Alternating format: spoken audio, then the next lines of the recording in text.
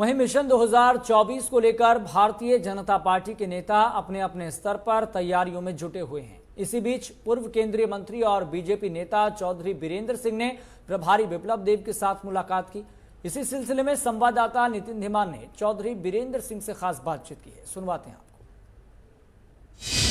मेरे साथ इस वक्त हरियाणा बीजेपी के कद्दावर नेता चौधरी बीरेंद्र सिंह है, पूर्व मंत्री है। बातचीत करेंगे कई मुद्दों पर।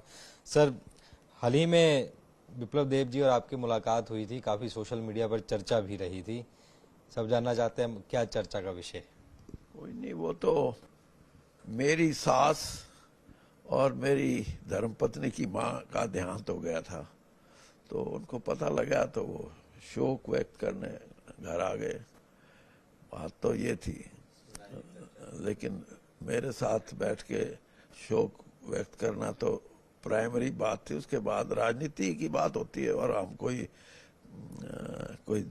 व्यापारी तो है नहीं कि व्यापार की बात करें या कोई उद्योग की बात करें।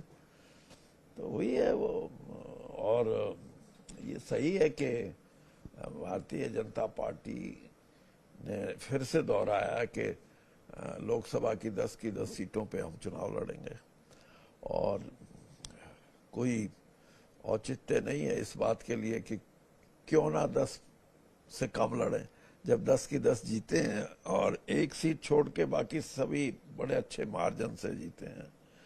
तो विप्लव देव जी पहले भी ऐसी अपनी सोच व्यक्त कर चुके हैं, तो उस वक्त भी यही बात थी, कोई ज्यादा इसमें।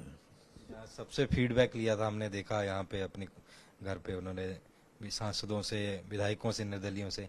आपने फीडबैक दिया होगा, आपका फीडबैक किस तरीके का?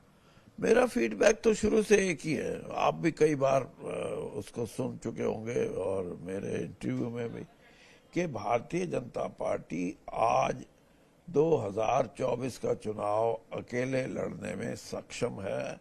और लोकसभा की बात करें तो 10 की 10 सीटें जीतने वाली पार्टी ने ये भी कहा है कहीं ना कहीं, किसी ना किसी तरीके से, कि हम 10 की 10 सीटों पे चुनाव लड़ेंगे।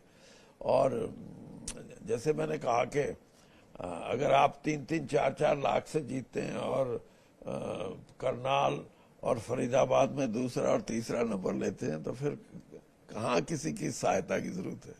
के लिए थे चौधरी बीरेंद्र सिंह, जिन्होंने कई मुद्दों पर हमसे खास बातचीत की। दिल्ली से कैमरामैन आदित्य के साथ नितिन धीमान, MS1 न्यूज।